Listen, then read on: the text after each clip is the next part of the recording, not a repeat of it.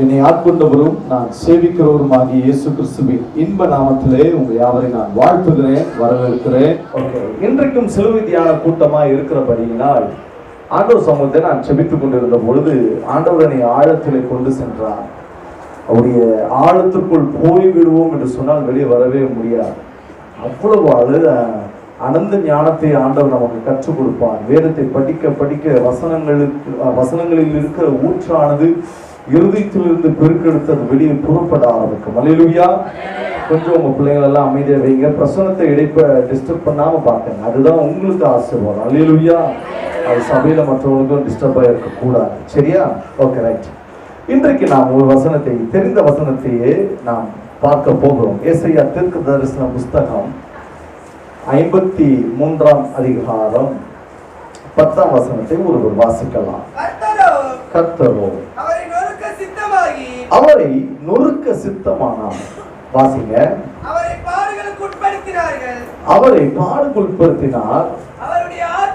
அவருடைய ஆத்துமா தன்னை குற்ற நிவாரண பலியாக ஒப்பு கொடுக்கும் போது அவர் தமது சந்ததியை கண்டு நீடித்த நாளாய் இருப்பார். கர்த்தருக்கு சித்தமானது அவர் கையினாலேயே வாய்க்கும். அல்லேலூயா, அல்லேலூயா.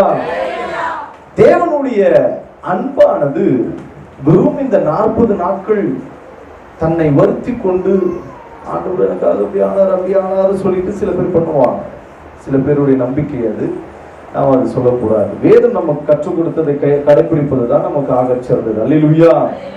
சில பேர் துக்கம் கொண்டாடுவார்கள், நல்ல நிகழ்ச்சிகளை நடத்த மாட்டார்கள், நல்ல காரியங்களை குறித்து கூட அவங்க விவாதிக்க மாட்டாங்க. காரணம், அவர்கள் துக்கத்தில் இருப்பதாக எண்ணிக்கொண்டு அவர்கள் செய்வார்கள்.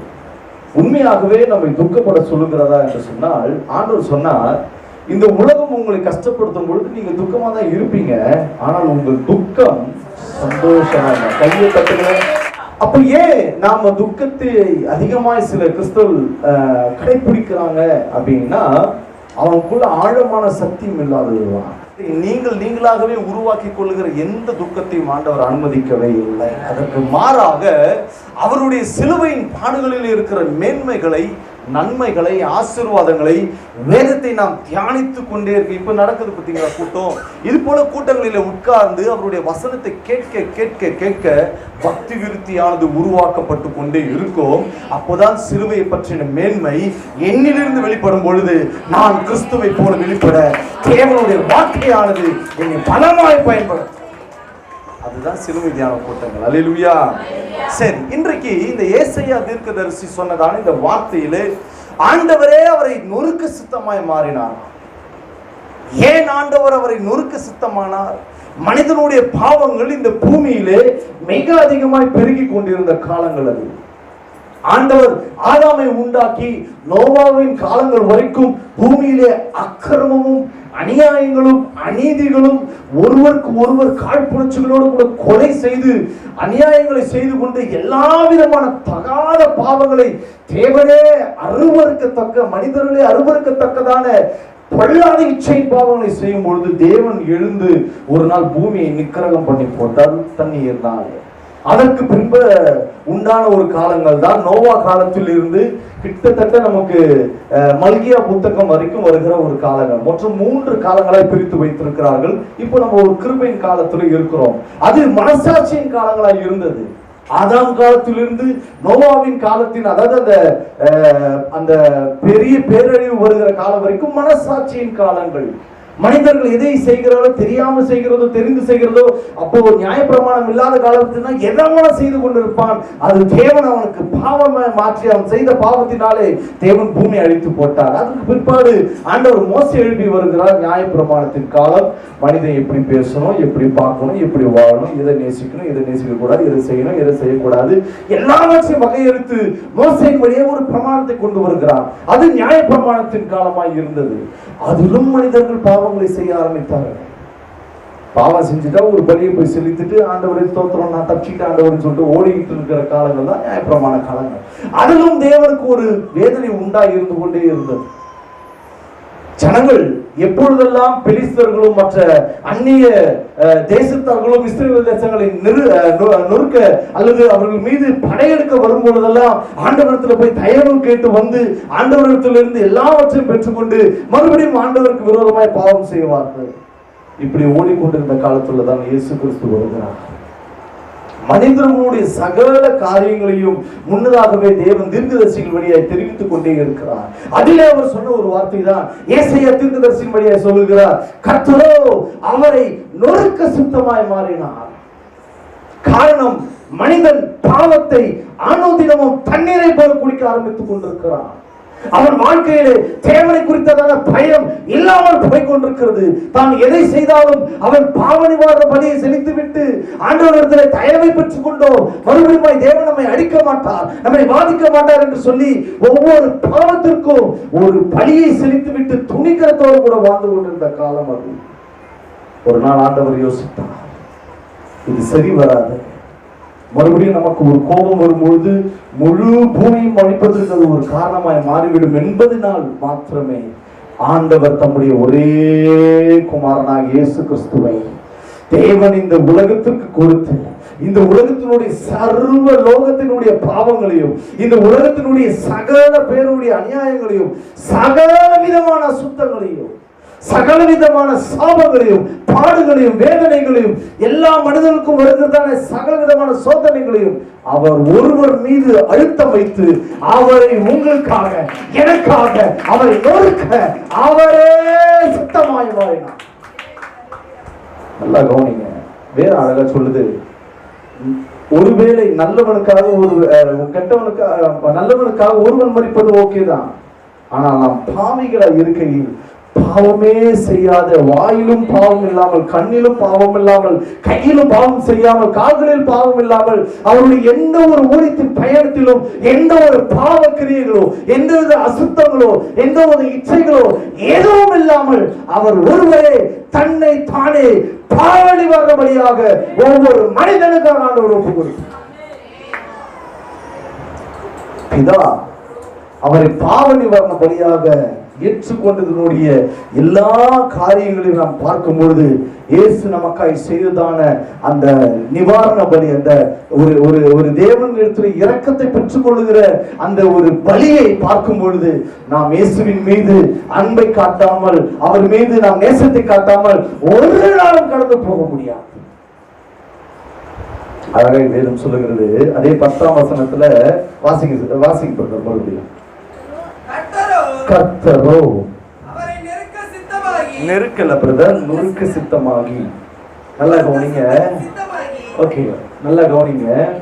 நன்றா இருக்கிற ஒரு பாத்திரத்தை நீங்கள், ஒரு அழகுள்ள ஒரு பாத்திரத்தை, உங்கள் வீட்டிலே மதிப்போடு கூட இருக்கிற ஒரு பாத்திரத்தை உங்கள் கண்களுக்கு முன்பதாக அதை ஒவ்வொரு விதத்திலே நீங்கள் அதை நொறுக்கும் பொழுது அதனுடைய ரூபங்களானது, அதனுடைய அழகானது, அதனுடைய மதிப்பானது கொஞ்சம் கொஞ்சமாய் குறைய ஆரம்பிக்கும்.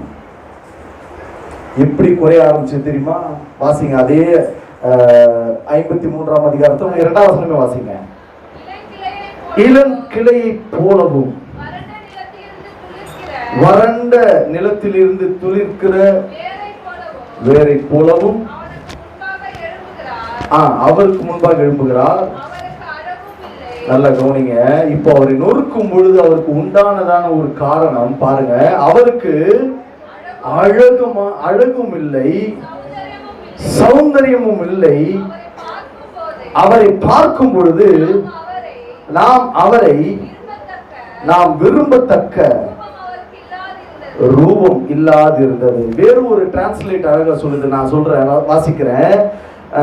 நாம் அவரை பார்ப்பதற்கு, அவர் வளர்ந்தார், நாம் பார்ப்பதற்கேற்ற அமைப்போ அவர்கிட்ட இல்லை, நாம் விரும்பத்தக்க தோற்றம் அவருக்கு இல்லாமல் போயிடுச்சு. நல்லா கவனிங்க. சில வேதத்துல சில டிரான்ஸ்லேட்ல அதை மொழிபெயர்க்கும் பொழுது சில காரியங்கள் ரொம்ப கொஞ்சம் ஆழமா சொல்லுவாங்க. நாம் பார்க்கிற ஒரு தோற்றத்திலே இயேசுவானவர் இல்லாமல் போனதற்கு காரணம், உங்கள் மீது விழ வேண்டியதான சகல உடைப்புகளும் சகல விதமான பாதிப்புகளும் அவர் மீது விழும் பொழுது அழகுக்கே உச்சமா இருக்கிற இயேசு கிறிஸ்துவினுடைய அழகு உங்களுக்காக எனக்காக அவரிடத்திலிருந்து எடுக்கப்பட்டு போச்சு. பூமியில நான் காலையில நான் ஒரு இடத்துக்கு போயிட்டு இருக்கும் பொழுது திடீர்னு ஒரு வட இந்தியரை நான் பார்த்தேன். அவருடைய சரீரத்துல ஏதோ ஒரு பாதிப்பாக இருக்கிறது. ஆகையினால இந்த ஒரு பகுதி மாத்திரம், அதாவது இந்த பாதி மாத்திரம் அவருக்கு முகம் ஒரு அலங்கோலமான முகமாக இருந்தது. ஆனால் அவர் சாலையிலே பயணிக்கிறார். அவர் பார்த்தோன்னு ஒரு மாதிரி ஜர்க் ஆகிட்டேன், ஒரு மாதிரி பார்த்தோன்னு பயந்துட்டேன். பார்த்துட்டு நின்று கொஞ்சம் சுதாரிச்சுக்கிட்டு ஒரு நிமிஷம் நினைச்சு பார்த்தேன். மனுஷன் முகத்தை பார்க்கறான், மனுஷனுக்கு முகம் நல்லா இருந்தாதான் மூச்சு கொடுத்து கூட பேசுறான். அந்த மனுஷன் அப்படி நடந்து போகும்போது அவமான தலைக்கீழ குனிஞ்சிட்டு போயிட்டு இருக்கிறாரு. ஒருவேளை ஒரு கடையில போய் நின்னாருன்னா அவரை பார்த்தவொன்னே எப்படி இருப்பாங்க, சட்டுன்னு ஒரு வியாபாரம் பண்றது கூட, ஒரு வியாபாரி கூட ஒரு தடுமாற்றம் வரும், ஒரு பக்கத்துல நிற்கிறவருக்கு ஒரு பதட்டங்கள் வரும். அப்படி நாம் நம்மளுடைய வாழ்க்கையிலே நமக்கு வர வேண்டியதான சகல நுணுக்கத்தையும், நாம் செய்ததான பாவத்திற்கு வர வேண்டியதான சகல வினைகளையும் அவர் மீது வைக்கும் பொழுது அழகினுடைய ஒரு முழு அழகு, ஒரு உச்சமாய் ஒரு மகிமையாய் இருக்கிற ராஜாவுடைய அழகானது உங்களுக்காக எனக்காக சிதைக்கப்பட்டு போச்சு. கவனிங்க, உங்களை பார்த்துட்டு யாராவது கேவலமா பேசினாங்கன்னா நீங்க மனசு நினைச்சீங்க நீங்க நல்லா இருக்கிறீங்கன்னு அர்த்தம். இது மூஞ்சப்பார் நல்லா இருக்குமா, இது மூஞ்ச பார்த்தா விளங்குமா, இது வெளியே மட்டும் வந்துடாத, மூஞ்ச பார்த்துட்டு போனா ஒண்ணுமே நடக்க மாட்டேது, நீ வந்தாலும் சூனியம் சொல்றாங்களா, ஒன்னே தெரிஞ்சுங்க, உங்க இருதயத்துல இயேசு மகாராஜா உங்க அழகு வந்துடுச்சு. ஹல்லேலூயா, ஹல்லேலூயா. அவருடைய அழகினுடைய பிரதிபலிப்பு உங்களுடைய இருதயத்திற்குள் பிரதிபலித்துக் கொண்டிருக்கு. மனுஷன் 1000 பேசுவான், நீங்க ஒன்னே தெரிஞ்சுங்க, உங்களுக்காக அவர் நொறுக்கப்பட்டு விட்டார். உங்களுக்கான அழகை, உங்களுக்கு கொடுக்க வேண்டிய அழகை, அவருடைய அழகை எல்லாம் இழந்து, அவருடைய சௌந்தரியத்தை இழந்து, அவருடைய ரூபத்தினுடைய எல்லா விதமான காரியத்தையும் அவர் இழந்து உங்களுக்கு பரிபூர்ணமாய் கொடுத்து விட்டார். நீங்கள் இந்த உலகத்திலே அவமானப்படத்தக்கதாய் உங்களுடைய முகமானது இருக்க போகிறதில்லை. உங்கள் முகங்களானது பிரகாசிப்பிக்கப்பட்டு ஆண்டவராலே நீங்கள் ஆசீர்வதிக்கப்பட்டவர்கள் என்கின்ற பிரகாசத்தை வெளிப்படுத்துகிற பிள்ளைகளாய் ஆண்டவர் வைத்திருக்கிறார். அதற்கு காரணம் அவருடைய அழகு அவரை விட்டு ஈடுபட்டு போயிற்று. நல்லா கவனிங்க, சின்ன வயசுல நாங்க ஸ்கூல் படிக்கும் பொழுது ஒரு சில நேரத்துல சில பேர் ஒரு சில வார்த்தைகளை சொல்லுவாங்க. அதுல அந்த உருவக்கேலி எல்லாம் பண்ணுவாங்க, ரொம்ப வேதனையா. சில பேரை பார்த்துட்டு நலிவடைஞ்ச விட்டமின்ஸ், அதாவது ஊட்டச்சத்து இல்லாத சரீரங்கள்ல ஒரு மாதிரி நலிவடைஞ்சது போல இருக்கும். அவங்களெல்லாம் பார்த்துட்டு ஒரு மாதிரி கேலிய பேசுவாங்க. அப்போ நாங்க சொல்லுவோம், அதெல்லாம் ஒண்ணு ஃபீல் பண்ணாத போ அப்படின்னு சொல்லிட்டு ஸ்கூல் நேரத்தில் சொல்லிட்டு வந்துருவோம். அப்ப தெரியாது, அந்த வழியெல்லாம் தெரியாது. நம்மை சுற்றி இருக்கிற சில சொந்தங்களிலே சில பேர் நம்மை 10 பேருக்கு மத்தியில நம்மள மாத்திரம் ஒரு மாதிரி டார்கெட் பண்ணி ஒரு மாதிரி கிண்டலும் கேலிமா பேசும் பொழுது, சில பேர் வார்த்தைகளை அதிகமாய் கடினமாய் தரித்த வார்த்தைகளை அவர்கள் சொல்லும் பொழுது நம்ம இருதயம் ஒரு நேரத்துல உடையும். அப்பதான் நான் யோசிப்பேன், ஆண்டவரே ஏன் இப்படி பேசுறாங்க, நம்மளை பத்தி இப்படி பேசுறாங்க, முன்னாடி நல்லா பேசுறாங்க ஆனா பின்னாடி பயங்கரமா பேசுறாங்கன்னு சொல்லும் போது ஆண்டவர் சொல்லுவாரு, நீ எதையும் பார்க்காத, உனக்கான அழகை நான் உனக்கு கொடுத்துட்டேன். மனுஷன் பார்க்கிற வண்ணமா நான் பார்ப்பது இல்லை, நான் பார்க்கிற வண்ணம் உன்னை அழகுள்ளவனாய் பார்க்கிறேன், சௌந்தரியம் உள்ளவனாய் பார்க்கிறேன். உன்னுடைய ரூபமானது என் கண்களுக்கு முன்பதாக உன்னை குறித்ததான சகல காரியத்தையும் என் கைகளிலே நான் வரைந்திருக்கிறேன். நீ மனுஷன் பார்த்து சோர்ந்து போயிட்டீன்னா உன் அழக நீயே அது இழந்து போற மாதிரி ஒரு ஃபீல் வந்துடும். நீ அதை பார்க்காத, உன் அழகை நான் ரசித்து இருக்கிறேன். நல்லா கவனிங்க, நான் அதிகமா ஆண்டவர் சமூகத்தை ஜெபித்து கொண்டிருக்கும் பொழுதெல்லாம் சில நேரத்துல நான் பார்க்கிற ஒரு சில அனுபவங்களை சொல்லுகிறேன். நல்ல சவு பண்ணிட்டு அடி உள்ள போயிட்டே இருக்கும் பொழுது திடீர்னு ராஜாவுடைய சமூகம் அப்படி வரும் பொழுது ஒன்னே ஒன்று தெரியும், நான் ஆண்டவர்கிட்ட பேச பேச பேச என் உள்ளத்திலிருந்து திடீர்னு கர்த்தருடைய சத்தமானது தொனிக்க ஆரம்பிக்கும். அப்போ பல காரியங்களை ஆண்டவர் பேசுவார். அப்போ சொல்லுவாரு, என் மகனே நான் உன்னை எவ்வளவாய் நேசிக்கிறேன், உனக்காக நான் எவ்வளவாய் செய்திருக்கிறேன், எவ்வளவு தியாகங்களை, உனக்காக எவ்வளவு பலிகளை நான் செலுத்தி விட்டேன், நீ ஒன்றுக்கும் அடிமைப்படாதபடிக்கு நீ உன்னை காத்துக்கொண்டு என்னோடு கூட நீ பயணி. நான் போன வண்ணமாய், நான் எவ்வண்ணமாய் எந்தெந்த காரியங்களை செய்துவிடும் அதையெல்லாம் நீ என் பின்பதாக பின்தொடர்ந்து வரும்படிக்கு என்னை மாத்திரமே நீ பார்த்து நடந்து கொண்டது. நல்லா கவனிங்க. நீங்க கர்த்தரை பார்க்க ஆரம்பிச்சிட்டீங்கன்னா, அந்த அழகை பார்க்க ஆரம்பிச்சிட்டீங்கன்னா, இந்த உலகத்துல வேற எதுக்கும் நீங்க அடிமைப்படவே மாட்டீங்க. அவரை பார்த்த முகங்கள் ஒரு நாளும் இந்த உலகத்தின் மீது ஆசை வைக்காது. உலகத்தினுடைய இந்த ஆசைகளும் இச்சைகளும் உங்கள் கண்களுக்கு முன்பதாக நிர்வாணமாய் நின்றாலும் கூட அது ஒரு நாளும் உங்களை வீழ்த்தாது. காரணம், நீங்கள் இயேசுவின் அழகை கண்டு ரசித்தவர்கள். இயேசுவை போல் அழகுள்ளோர் யாரும் இல்லை உலகில், இதுவரை கண்டதில்லை காண்பதும் இல்லை. என் இயேசுவை போல் அழகுள்ளோர் யாரும் இல்லை உலகில்,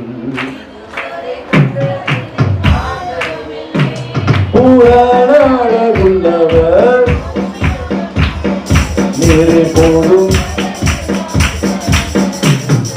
மண்ணுக்காக மாறிக்கட்ட, ஓ மண்ணுக்காக மாறிக்கட்ட விட்டிட மாட்டேன். அல்லேலூயா. அவருடைய அழகினுடைய ரூபம் நமக்காக இந்த சிலுவையிலே நொறுக்கப்பட்டது. அடுத்த வசனம் அழகா சொல்லுது. 3ஆம் வசனம் வாசிங்க. அவர் அசட்டை பண்ணப்பட்டவராய், மனுஷரால் புறக்கணிக்கப்பட்டவராய், துக்கம் நிறைந்தவராய், பாடு அனுபவித்தவருமாய் இருந்தார். அவரை விட்டு நம்முடைய முகங்களையே நாம் மறைத்துக் கொண்டோமாமா. அல்லேலூயா. பல பேருடைய வாழ்க்கையில இன்றைக்கு இயேசு கிறிஸ்துவினுடைய தியாகத்திலே காணப்படுகிறதான ஒரு காரியத்தை அநேகர் மறந்திருக்கிறார்கள். சின்ன ஒரு பாதிப்புகளோ சில ஏற்ற தாழ்வுகளோ நம்முடைய வாழ்க்கையில வரும் பொழுது அவர் நமக்காய் எல்லாவற்றையும் செய்து முடித்த நன்மைகளை நாம் நினையாமல் போகும் பொழுது நமக்குள்ளே ஒரு தாழ்வு மனப்பான்மை வந்து அது சாத்தானால் கொண்டு வரப்படுகிற அல்லது சாத்தானால் சில நேரத்திலே நாம் விழத்தல பண்ணுகிற ஒரு காரியமாய் அது மாறி விடுகிறது. சின்ன அவமானத்தை நாம் ஏற்றுக்கொள்ள மனதில்லை. சின்ன அசட்டையை நம்மால் ஏற்றுக்கொள்ள மனம் வரவில்லை. என் குடும்பத்துல சில நேரத்தில் சில பிரச்சனைகள் வரும் பொழுது நான் ஒரே ஸ்டாண்ட் தான் எடுப்பேன், ஒரே ஒரு முடிவு தான் எடுப்பேன். அமைதியா ஒதுங்கிடுவேன், டிசெப்டா ஒதுங்கிடுவேன், எதுவுமே பேச மாட்டேன். ஒன்று பேசுவதற்கு வாய்ப்பு இருக்குமானால் நிச்சயம் அழைத்து அவர்களை பேசி விடுவேன். இல்லை என்றால் அமைதியா ஆண்டவரே உமக்கு ஸ்தோத்திரம் என்று சொல்லி அமைதியாக விட்டு விடுவேன். காரணம், எனக்கு ஒன்று தெரியும், நான் எந்த ஒரு மனிதனையும் நான் அசட்டை பண்ண வேண்டிய அவசியம் எனக்கு இல்லை. அதற்கு மாறாக நான் ஒரு முடிவு எடுக்க முடியும். நான் என்னை அமைதியோடு கூட காத்துக்கொள்ள முடியும். சிலுவையிலே அருளாக கற்றுக் கொடுத்த ஒரு பெரிய பாடம் அது ஒன்றுதான். அவர் அசட்டை பண்ணப்பட்டிருந்தார், அவர் சிறுமையாக்கப்பட்டிருந்தார், அவர் அநேகரால் நிந்திக்கப்பட்டிருந்தார், அவர் அநேகரால் புறக்கணிக்கப்பட்டிருந்தார். நல்ல கவனிங்க. இயேசு வாழ்ந்த காலத்தில் அவர் செய்த அற்புதங்களுக்கு முன்பதாக உலகமே அவரை பார்க்கும்படிக்கு அதிக ஆர்வத்தோடு ஆசையோடு கூட பின்பற்றின உலகம்தான் அந்நாட்கள். ஆனால் அதே நாட்களிலே இயேசு கிறிஸ்துவானவரை புறக்கணித்தார்கள். இன்றைக்கு உலகம் அப்படிதான் நம்மையும் பார்க்கிறது.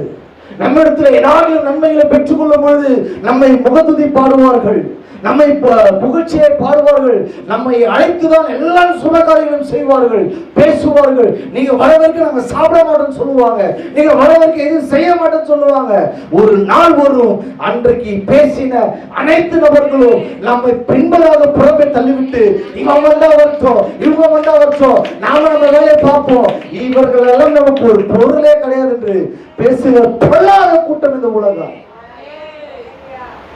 நாம் என்ன பண்றோம் தெரியுமா? வாழ்த்தும் பொழுதும் நம்ம என்ன பண்றோம்? சந்தோஷமா ஏற்றுக்கிறோம். ஆனால் தூற்றும் பொழுது அவர்களை காட்டிலும் நாம் அதிகமா தூற்றி விடுகிறோம். இன்றைக்கு கிறிஸ்தவ கர்த்தருடைய பிள்ளைகள் அதிகமாய் வெளிக்காட்ட வேண்டிய மிக முக்கியமான காரியம் இது ஒன்றுதான். நியாயமாய் நீங்கள் பேசிவிடுங்கள் என்று சொன்னால் அது பிரச்சனை கிடையாது. அதிகமா என் மனைவி அதான் சொல்லுவாங்க, எப்பா நீ ரொம்ப பேசுற, நீ நியாயமா பேசுறது ஓகே தான், ஆனா கத்து குத்தம் மாட்டேன்னுவாங்க. என்னை விட கொஞ்சம் அட்வான்ஸ்டா போயிடுவாங்க. பல நேரத்தில் நான் பேசுவதற்கு முற்படும் பொழுது அவர் சொல்லுவாங்க, கொஞ்சம் வெயிட் பண்ணுங்க, கர்த்தர் நியாயம் செய்யட்டும், கர்த்தர் நிறுத்தம் செய்யட்டும் சொல்லுவாங்க. ஆனா நமக்கு தெரியும், நாம் பேசினால்தான் அதுக்கு ஒரு நீதி, அதுக்கு ஒரு வெளிச்சம் வரும் என்று சொல்லி பல நேரங்களிலே நாம் எடுக்கிற பல முயற்சிகளுக்கு ஆண்டவருடைய வெளிப்பாடுகள் அல்லது ஆண்டவருடைய வழிநடத்துதல்கள் நமக்கு மிக முக்கியமாய் தேவைப்படுகிறது. இயேசுவும் அசட்டை பண்ணப்பட்டிருந்தார். அவர் செய்யாத அதிசயமே ஒன்றும் கிடையாது. எல்லா அதிசயமும் செய்து முடித்து விட்டார். மரணத்தை பார்த்தவனை அல்லது மரித்து போய் 4 நாட்களாய் கல்லறையில் வைத்தவனையே உயிரோடு கூட கொண்டு வந்த வல்லமையை பார்த்த உலகம் அது. போகிற இடமெல்லாம் சொஸ்தமாக்கப்பட்டார்கள். பிசாசு பிடித்திருந்த அநேக ஜனங்களை ஆண்டவர் விடுதலையாக்கினார். தொட்ட யாவரும் சொஸ்தமானார்கள், பேசினவர்கள் சொஸ்தமானார்கள். இயேசு எங்க இருந்தாலும் அவங்க அவ்வளவு நன்மைகளும் அற்புதங்களும் அடையாளங்களும் எல்லாமே இருந்த போதிலும் கூட அவர் சிலுவைக்கு வரும் பொழுது இந்த உலகம் அவரை பழித்தீர்த்தது, அவரை அசட்டை செய்தது. அதே வசனம் வாசிக்கப்படுகிறார். அவர் அசட்டை பண்ணப்பட்டவரோ, எல்லாம் கவனிங்க, மனுஷரால் புறக்கணிக்கப்பட்டவருமா, துக்கம் நிறைந்தவராய், பாடு அனுபவித்து வருமாய்,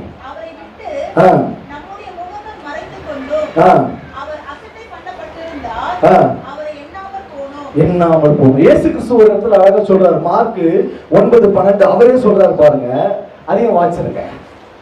மார்க் 9:12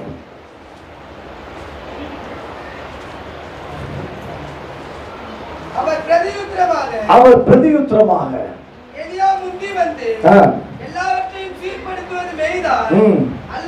இப்ப சொல்றார், இயேசுவே தன்னை குறித்து சொல்லுகிறார், அல்லாமலும் மனுஷகுமாரன் பல பாடுகள் பட்டு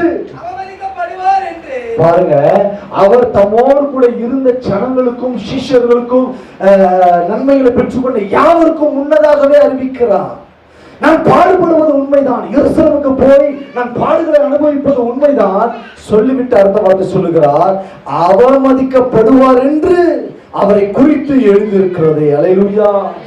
நீங்கள் சிலுவை தியானத்தில் அதிகமாய் கற்றுக்கொள்ள வேண்டிய ஒரு காரியம் அதுதான். இயேசு கிறிஸ்துவானவர் எல்லா நேரத்திலும் அவரை உயர்த்தி ஜனங்கள் அவரை பின்தொடர்ந்து அவரை மேன்மை பாராட்டி கொண்டிருந்த அநேக ஜனங்கள் பல நேரத்தில் இயேசு கிறிஸ்துவை சிலுவையில் அறையும் பொழுது அவரை எண்ணாமல் போனார்களாம். வேறொரு டிரான்ஸ்லேட் அதை அழகாக முடிக்குது, நான் சொல்றேன். அவர் இகழப்பட்டார், மனிதரால் புறக்கணிக்கப்பட்டார், வேதனையுற்ற மனிதராய் இயேசு இருந்தார். லிசன், நல்லா கவனிங்க, எவ்வளவு ஆழமான வார்த்தையை அழகாய் வேதம் பதிவு செய்து வைத்திருக்கிறது பாருங்க. அவர் வேதனையுற்ற தேவ மனிதனாக, ஒரு தேவனுடைய குமாரனாக அவர் வேதனையோடு கூட காத்திருந்தாராம், தங்கி இருந்தாராம். சிலுவையில் அடைய போவதற்கு முன்பதாக வேதனைப்பட்டாராம். என் கைகளினாலே நான் அற்புதங்களை செய்தனே, அத்தனை ஜனங்களும் இன்றைய என்னை புறக்கணிக்கிறார்கள். நம் வாழ்க்கையிலும் அது நடக்கும். நல்லா கவனிங்க, சிலுவை தியானத்துல அதிகமாக நம் சிந்தையை பதித்துக் கொள்வது இது மாத்திரமே. நம்ம எல்லாரும் ஏற்றுக்கொள்ளும் பொழுது நம்ம சந்தோஷமாய் பேசுகிறோம், ஆடுகிறோம், மகிழ்கிறோம், போன்ல மணி நேரம் பேசிக் கொண்டிருக்கிறோம். அதே நாம ஒரு வார்த்தை ஒருவர் சொல்லிவிட்டால் நாம் பேசுவதற்கும், நாம் பல நேரத்தில் இயேசுவினுடைய சிந்தை வெளிப்படுத்துவதற்கும் நாம் அநேகர் மறந்துவிட்டு நாம் மற்றவர்களை போல, சொல்ல போனால் மற்ற மனிதர்களை போல பேசி விடுகிறோம். நல்லா கவனிங்க, இங்க வேதம் அழகா சொல்லுது பாருங்க. அவர் வேதனை உற்ற ஒரு பிள்ளையாக இருந்தாராம். பிதா பார்க்கிறார், வேதனை உற்ற ஒரு மனிதனாக, வேதனை உற்ற ஒரு தேவ குமாரனாக அவர் இருந்து கொண்டிருந்தாராம். அழகாக வார்த்தை முடிக்கிறது, அவர் நோயுற்று நலிந்தார். அதாவது சரீரத்தில் அந்த வலி வேதனை தாங்க முடியாமல் அது அவருக்கு நோய் போல இருந்ததாம் அவர் சரீரத்துல. இது ஒரு டிரான்ஸ்லேட் தான். சரீரத்துல ஒரு நோயை போல, ஒரு சுமந்து கொண்டதை போல அந்த வேதனையை அவர் தகித்துக் கொண்டிருந்தாராம். தன் சரீரத்தை விட்டு எப்பொழுது அந்த வலி வேதனை நீங்கி போக போகிறது என்று சொல்லி அழகாய் வார்த்தை முடிக்கிறது. காண்போர் தம் முகத்தை மூடிக்கொள்ளும் நிலையில் அவர் இருந்தார். காண்போர்னா யாரு? ஆடியன்ஸ். நீங்களும் நானும் சிலுவையில் அப்படி பார்க்கும் பொழுது நாம பார்க்கிற ரூபத்தில் அவர் தொங்கப்படலையா, நம்ம பார்க்கிற ரூபத்தில் அவர் இல்லவே இல்லையா. அந்த அலங்கோல காட்சியை எந்த மனிதர்களால் பார்க்கவே முடியாது. ஒரு சின்ன வயசுல நடந்த ஒரு சம்பவத்தை சொல்றேன். எங்க வீட்டுக்கு பக்கத்துல ஒரு ரயில்வே ட்ராக் இருக்கும். ஏதோ ஒரு சின்ன மனஸ்தாபத்தில் ஒரு போய் அதில் விழுந்து பீஸ் பீஸ் ஆகிட்டார். நம்மளுக்கு தெரியாது. நான் வழக்கமாய் கடந்து போவது போல இங்கே தான் நைட்டியில் படிச்சுட்டு இருந்தேன். அப்போ நான் இங்கே வருவதற்கு நான் ட்ராக் தாண்டும் போது ஒருத்தர் சொல்கிறாங்க, தம்பி போகும்போது இப்படி போவாத, கொஞ்சம் ரைட்டு பக்கமாக வாங்கி போப்பா. வேணாம் என்னான்னு கேட்டேன். ஒருத்தர் அடிபட்டிருக்கிறார், தாண்டி போனேன். கொஞ்சம் அப்படி தாண்டி போனா என் மனசு சொல்லுது, கொஞ்சம் பாருன்ட்டு பார்த்துட்டு ஒரு மாதிரி நின்ட்டேன். அலங்கோலமான ஒரு மரணம். அதே போலதான் சிலுவையில இயேசு தொங்கிக் கொண்டிருந்தார். அவர் சரீரத்தில் பட்டதான காயங்கள் என்பது உங்களாலும் என்னாலும் ஒரு நாளும் நிதானிக்கவே முடியாது. அதை பார்த்து விட்டு உங்களால் ஒரு நாளும் அடுத்த நாளை நீங்கள் கடக்கவே முடியாது. காரணம் ஒன்றே ஒன்றுதான், அவருடைய ரூபமானது பார்க்க கூடாத அளவுக்கு கேலியுற்றதாய் இருந்ததாம். இந்த டிரான்ஸ்லேட் எப்படி சொல்லுது பாருங்க. காண்போர் தம் முகத்தை மூடிக்கொள்ளும் வண்ணத்திலே, என் சபையே, என் இயேசுவை அறிந்து கொண்ட தேவச்சனமே, உங்களுக்காக என் ஆண்டவர் பட்டதான பாடுகள் என்பது உங்களால் பார்க்கவே முடியாது. ஆனால் பாடலாம். ஐயோ அந்த கல்வாரில் இயேசு தொங்கினார் என்று பாடலாம். எனக்காக நீர் காயப்பட்டீர் என்று சொல்லி பாடலாம். எனக்காக சகல உபாதைகளை நீர் பட்டீர் என்று பாடலாம். ஆனால் நான் காண்கின்ற அளவுக்கு அவருடைய சரீரத்திலே அவருடைய மரணமானது, அவர் சிலுவையில் பட்ட மரணமானது பார்க்க கூடாத அளவுக்கு வேதனை நிறைந்ததாக இருந்தார். படிக்கும்போது பயந்தேன். அந்த முகத்தை மூடிக்கொண்ட அளவுக்கு சிலுவையில இயேசுநாதர் அடிச்சு சரீரம் எல்லாம் பிற்கப்பட்டு அவருடைய சரீரத்தில் இருந்த சகல விதமான ரத்தம், எல்லா ரத்தமும் தண்ணீரும் வெளியேறி எல்லாம் முடிந்து போய் நாடு நாளாய் கழிந்து தொங்கிக் கொண்டிருந்தாராம் இயேசு. யாருக்காக? உங்களுக்காக, எனக்காக. கைகளை தட்டி மகாராஜா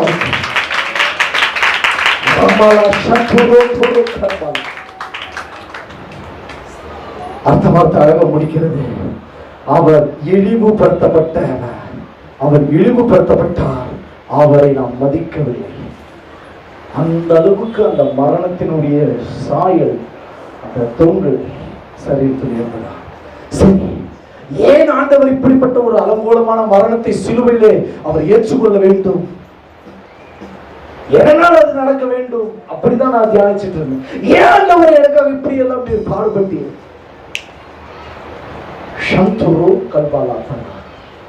ஏன் ஆண்டவரே எனக்காக உன்னுடைய சரீரம் கிழிக்கப்பட்டது?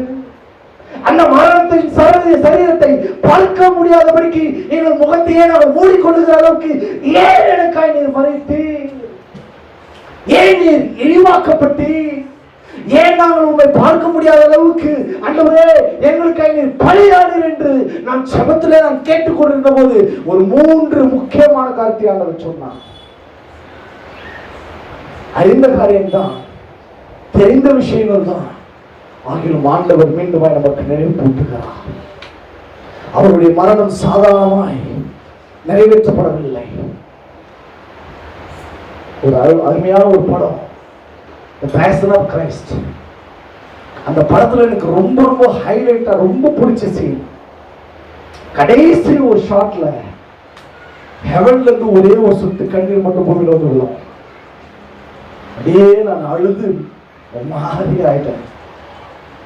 என் அப்பன் இயேசுவின் தியாகத்தை என் பிதாவினால் கூட தாங்க முடியாம தன் பிள்ளை கூப்பிடும் பொழுதும், பிதாவே தேவனே ஏன் என்னை கைவிட்டீர் என்ற ஒரு கொக்கரிடும் போதும் பிதா அவரை பார்க்க அவர் தன்னை மறைத்து தன்னுடைய இருதயத்தை கடினமாக்கி வைத்திருந்த நேரம் தன் ஜீவனை பிதாவின் கையில் ஒப்பு கொடுத்த உடனே கண்ணீர் இருந்து ஒரு சொட்டு தண்ணீர் பூமியில் விழும். அருமையான சிந்தனையின் காட்சியை, ஒரு மனிதனுடைய தியானத்தின் காட்சியாக நான் அதை பார்த்தேன். பிதாவே அவருடைய குமாரனுடைய மரணத்தினுடைய அந்த வலியை, வேதனையை ஒரு சொட்டு கண்ணீரினால் காத்திருப்பார்கள். உங்களுக்காக எனக்காக அவர் செய்ததான காரியம் அப்படிப்பட்டதுதான். நீங்க ஒவ்வொரு நாளும் அவர் சமூகத்தை உள்ள போகும்போதெல்லாம், தேவ சமூகத்தை உள்ள போகும்போதெல்லாம், உள்ள நுழையும் போதெல்லாம் அவருடைய கல்வாரி அந்த சிலுவையின் காட்சி உங்க கண்ணுக்கு முன்னாடி வந்துட்டா போதும், நீங்க பாவமே பண்ண மாட்டீங்க. நாமே சொல்லுங்களேன். அல்லேலூயா. இது ஈஸியா பாவம் தான் வந்துருச்சு. செல்லு வந்துருச்சு, சினிமா வந்துருச்சு, அக்கம் பக்கம் வீட்டு பேச்சு வந்துருச்சு, சொந்தக்காரங்களுடைய மற்ற அணுகுமுறைகள் வந்துருச்சு. ஒருத்தரை பற்றி ஒருத்தர் போட்டு கொடுக்குறது எல்லாம் சத்துரு ஃப்ரீயாக ஆக்கிட்டான். ஃப்ரீ ஒய்ஃபை மாதிரி ஃப்ரீ பாவம் வந்துக்கிட்டே இருக்கு. அதுவே நீங்கள் அப்பா சமூகத்துக்கு உள்ள போயிட்டீங்கன்னா, உமது சமூகம் வரும்போதெல்லாம்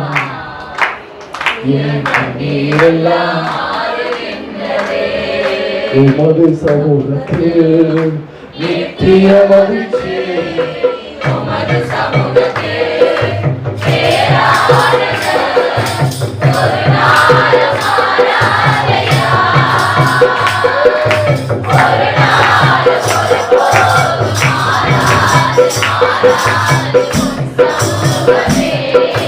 அதுதான் அப்பா சமூகம்.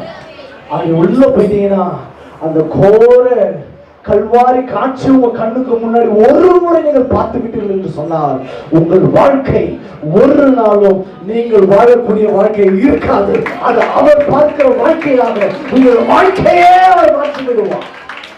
ஹல்லேலூயா. இப்படி நான் ஆண்டவர் ஜெபித்து காத்திருக்கும் போது அவங்க சொன்ன அதே அதிகாரத்துல ஒரு 2-3 வசனத்தை அழகாய் காட்டினார். வாசிக்கலாம். 53ஆம் அதிகாரத்துல 5 வாசிக்க. நம்முடைய மீறுதல்களின் நிமித்தம் காயப்பட்டு அக்கிரமங்களின் நிமித்தம் அவர் நொறுக்கப்பட்டார். நல்ல கவனிங்க. நமக்கு சமாதானத்தை உண்டு பண்ண ஆக்கினியை அவர் மேல் வந்தது.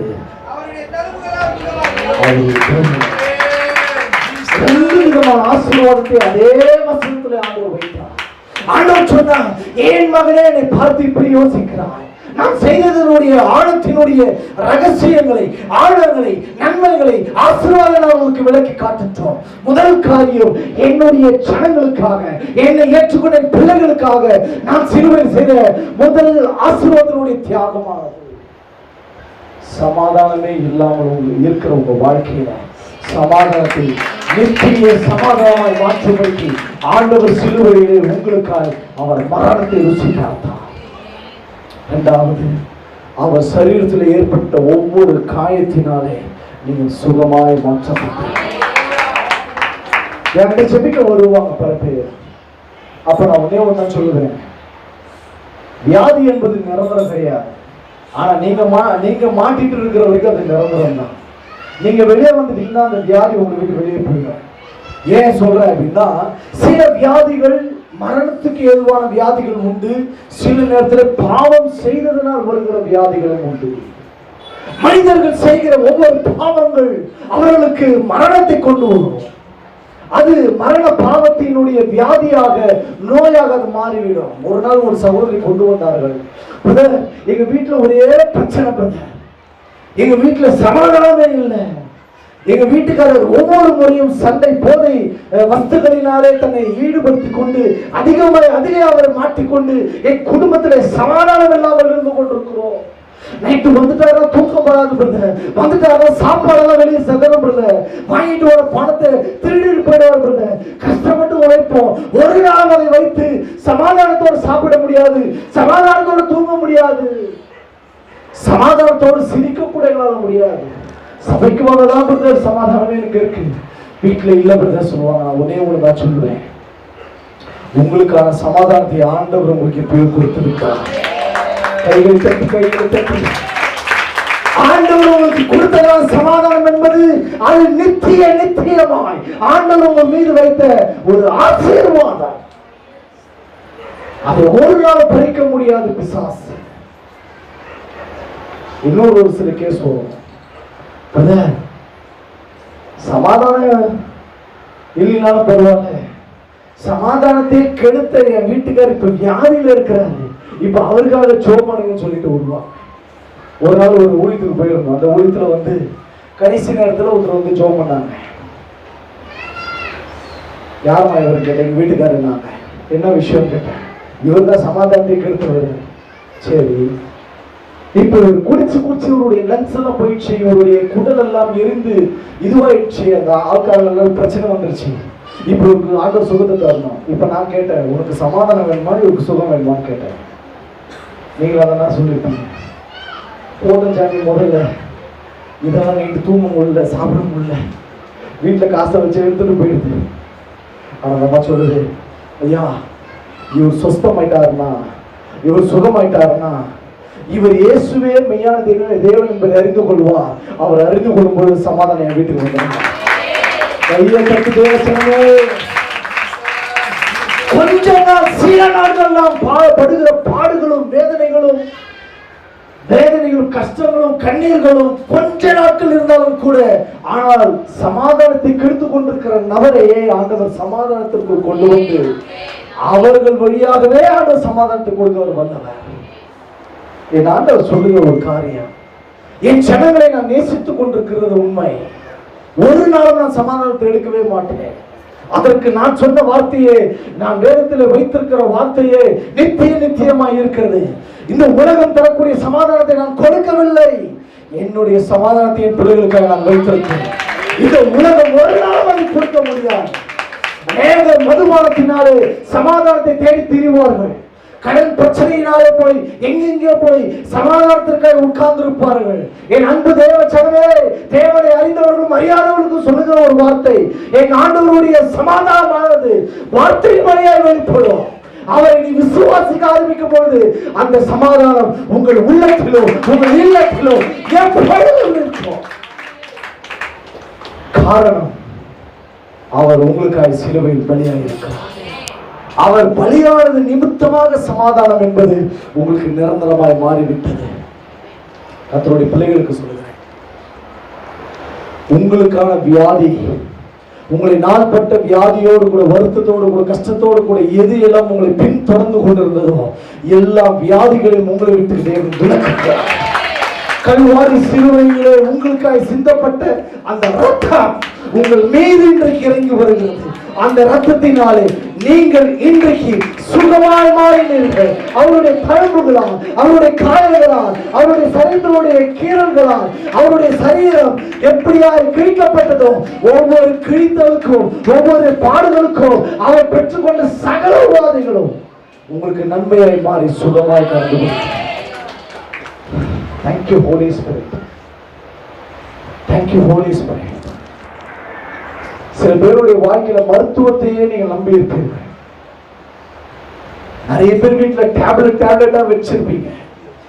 டாக்டர் எழுதி வச்சிருக்கிறாரையா, டாக்டர் எழுதி கொடுத்திருக்காரையா, இதெல்லாம் போட்டதான் என் சரீரம் எனக்கு நல்லா இருக்கும் சொல்லிட்டு நீங்க மருந்துகளை அதிகமாய் நம்பி வைத்திருப்பீங்க. இன்றைக்கு நான் விசுவாசமாய் சொல்லுகிறேன், நான் அறிவிக்கிற கர்த்தராகிய இயேசு கிறிஸ்துவானவர் உங்களுக்காக அவர் சிலுவையிலே தம்முடைய சரீரத்தை கிழிக்கும்படிக்கு, வாரினால் அடிக்கப்படும்படிக்கு, ஆணிகளால் கைகளும் கால்களும் பலியிடும்படிக்கு, அடிக்கப்படும்படிக்கு அவர் ஒப்புக் கொடுக்கப்பட்டது ஒரே ஒரு நோக்கம், நீங்கள் நிரந்தரமான சுகம் உள்ள தேவ பிள்ளைகளாக இருப்பீங்க. இந்த உலகத்தார்களுக்கு தான் மருந்துகளும் மாத்திரைகளும், நமக்கும் சில நேரத்தில் தேவைப்படும், இல்லைன்னா சொல்லக்கூடாது. சில நேரத்தில் பவுல அப்போஸ்தலனுக்கு வைத்தியம் பார்த்திருக்கிறாங்க. பிணியாளிகளுக்கு வைத்தியம் வேண்டியது இல்லாமல் வேற எதுவும் கிடையாது இருக்கு. ஆனால் சில பிசாசினுடைய வியாதிகள், பிசாசுகள் கொண்டு வருகிற வியாதிகள், அல்லது சாபங்கள் கொண்டு வருகிற வியாதிகள், அல்லது நாம் கீழ்ப்படியாமல் வருகிற வியாதிகள், அல்லது தேவனுடைய எல்லைக்குட்படாமல் எல்லையிலிருந்து வெளியே போகும்பொழுது வருகிறதான சில எதிர்ப்பின் கிரைகளினால் வருகிற வியாதிகள், இப்படிப்பட்ட சில காரியத்தின் நிமித்தமாய் வருகிற சில வியாதிகளுக்கு, நோய்களுக்கு மருந்துகள் உண்டு. ஆனால் அது நிரந்தரம் இல்லை. அது ஒரு நாளும் நிரந்தரம் இல்லை. ஒரு நாள் ஒரு தம்பி வந்தாங்க, ஒரு சகோதரி சொன்னாங்க, ஐயா என் கை குழந்தை இப்பதான் பிறந்திருக்கு, ஆனா பிறக்கும் போது சுகர் சொல்லிட்டாங்க ஐயா. நான் சொன்னேன், சுகர் இருக்காதுமா. ஐயா எனக்கு இருக்குதுயா, வம்சாவளியா வரும்னு சொல்றாங்க ஐயா. வம்சாவளியா வருது அப்படின்னா நீ கர்த்தருக்கு வெளியே இருக்கிறன்னு அர்த்தம். நீ என்னைக்கு இயேசுவின் வம்சத்துக்குள்ள வந்துட்டியோ உனக்கு வியாதின்றது ஒரு நாளும் தொடர்ச்சி. பரம்பரையாய் வருகிற சில சாபங்கள் இருக்கிறது. சில பேருடைய வம்சாவளிகள் வழியாய் காக்கை வலிப்பு என்கின்ற அந்த இழுப்பு வியாதி என்பது சிலருடைய வம்சாவளியாய் வருகிற வியாதிகளை இன்றைக்கு ஆண்டவருடைய வல்லமை உங்களை விட்டு அகன்று போகிறது. நிரந்தரமாய் தேவனுடைய சர்வாங்க சுகம் உங்கள் மீது ஆண்டவர் வைக்கிறார். சில பேருடைய சரீரத்துல ஒரு தகப்பனுக்கு இருந்ததான ஒரு பலகீனத்தினுடைய தொடர்ச்சியோட ஒரு பிள்ளைகளுக்கு, அதாவது இன்றைக்கு வளர்ந்திருக்கிற வயோதிய நபருக்கு இருக்கிற அந்த வியாதியின் அந்த பரம்பரை வழியாய் வருகிற அந்த சாபக்கிரிகள், அந்த பலவீன கிரியைகள் ஆண்டவருடைய கல்வாரி சிலுவையின் படியினாலே உண்டாக்கப்படுகிறது. கையை கட்டி கட்டி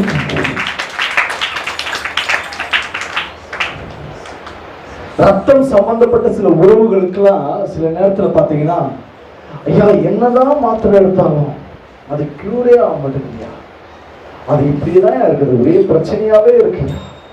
கவலையப்படாதீங்க, அது உனக்கு முன்னாடி இருந்த ஜெனரேஷனோட ஸ்டாப் ஆயிட்டு உன்னை எப்பவுமே நன்மையும் கிருபையும் தொடர, உனக்கு எப்பொழுதும் சர்வாங்க சுகங்களை தொடர்ந்து வர, உன்னை ஒவ்வொரு நாளும் ஆண்டவர் திடகாத்திரமாய் பாதுகாத்து சுகபலத்தோடு ஆரோக்கியத்தோடு பலத்தோடு கொழுத்த கன்றுகளை போல நடந்து வரும்படியான ஒரு தேவனுடைய சர்வாங்க சுகத்தை ஆண்டவர் வைத்திருக்கிறார். கல்வாரி சிலுவையில் ஆண்டவர் சிந்தின ரத்தமும் அவர் பட்ட பாடுகளும் உங்களுக்காக எனக்காக சகல ஆசீர்வாதங்களை கொண்டு வந்து சேர்த்தார். மூன்றாவது ஒரு காரியத்தை சொல்லி முடிக்கட்டும். 1 யோவான் 1:7 வேகமா வாசி. 1 யோவான் 1:7 அவர் ஒளியில் இருக்கிறது போல நாம் ஒளியில் நடந்தால் ஒருவரோடு ஒருவர் பெற்றுப்போம். இயேசு கிறிஸ்துவின் ரத்தம் சகல பாவங்களை நீக்கி உங்களை சுத்திகரிக்கும். அல்லேலூயா. சிலுவையில் ஆண்டவர் சிந்தின அந்த கல்வாரியின் ரத்தம் பாவ விமோசனத்திற்கு ஒரே ஒரு வழி, இயேசுவின் ரத்தம் மாத்திரமே. இயேசுவே என் பாவத்தை போக்குகிற பரிகாரியே என்று விசுவாசிக்க ஆரம்பிக்கும் பொழுது நாம் இருக்கிற இடத்திலே அந்த ரத்தம் கடந்து வருகிறது. எப்பேற்பட்ட பாவ மனுஷனையும் கல்வாரியில் சிந்தின அந்த ரத்தம், வழிந்தோடி அந்த ரத்தம் சுத்திகரித்து பரிசுத்தப்படுத்தி இன்றைக்கு நீதிமான்களாய் மாற்றியிருக்கிறார். எனக்கு ரொம்ப பிடிச்ச ஒரு வசனம் எபிரேயர் அழகா இருக்கு. அவர் தம்மை கிருபாதார பலியாக ஒப்பு கொடுத்ததுனால, நித்திய பலியாக ஒப்பு கொடுக்கப்பட்டதுனால நாம் நித்திய ஜீவனுக்குள் பிரவேசிக்கிற ஸ்லாக்கியத்தை பெற்றிருக்கிறோம். நாம் கண்ணை மூடி அப்படியே மறைச்சிட்டு ரட்சிக்கப்பட்டோம், சபைக்கு சேர்க்கப்பட்டோம், ஏதோ ஒன்று பண்றோம் போறோம் வரோம் இல்லாம, ரட்சிக்கப்பட்டதனுடைய நோக்கம் நிறைவேறும்படிக்கு நிறைவேறி முடியும் பொழுது கண்ணை இங்க மூடும் பொழுது ரத்தத்தினால கழுவப்பட்டு சிலுவையின் ரத்தம் என்னை கழுவிட்டு பிதாகுமார் பரிசுத்த நாமத்தை ஞானஸ்நானம் பெற்று திருச்சபையில் நல்ல ஒரு ஐக்கியத்தை பெற்றுக்கொண்டு வாழ்ந்து அப்படியே இருக்கும் பொழுது நித்தியத்துக்கு நேராக நம்மளுடைய கண்கள் மூட ஆரம்பிக்கும் பொழுது அடுத்த பார்வை பரலோகத்தை பார்ப்பது மாத்திரமே இருக்கும். அப்படிப்பட்ட கிருபாதார பலியாக அவர் ஒப்பு கொடுக்கப்பட்டிருக்கிறார். அல்லேலூயா. உங்களுக்கு ஒன்றே ஒன்று சொல்லுகிறேன், சிலுவை தியான கூட்டத்திலே நீங்கள் அதிகமாய் கர்த்தரை தியானிப்பது ஆகச் சிறந்தது. ஆகிலும் உங்களை ஒவ்வொரு நாளும் இயேசுவின் இரத்தத்தினால் சுத்திகரித்துக் கொள்வீர்கள். நீங்கள் எந்த பாவம் செய்திருந்தாலும் சரி, அல்லது எந்த ஒரு காரியத்திலே நீங்கள் அகப்பட்டிருந்தாலும் சரி, ஆண்டவரை பார்த்து சொல்லுங்க, ஆண்டவரே நான் விட முடியாமல் இருக்கிற இந்த பாவத்திலிருந்து என்னை விடுதலையாக்கி என்னுடைய அந்தரங்க பாவத்தை, நான் விட முடியாமல் இருக்கிற இந்த பாவத்தை என்னை விட்டு அகற்றி போடும். காரணம், நீ சிலுவையிலே சிந்தின அந்த ரத்தம் என்னை சுத்திகரிக்க வல்லமை உள்ளதாக இருக்கிறது, என்னை பரிசுத்தப்படுத்த வல்லமை உள்ளதாக இருக்கிறது, நீங்க நீதிமானாக்க வல்லதாக இருக்கிறது. சொல்லி பாருங்க, உங்களை ஆண்டவர் பரிசுத்தப்படுத்தி நித்திய ராஜ்யத்துக்கு நேராக அனுப்பி நடத்துவார். அப்படியே லாஸ்டா முடிச்சலாம்.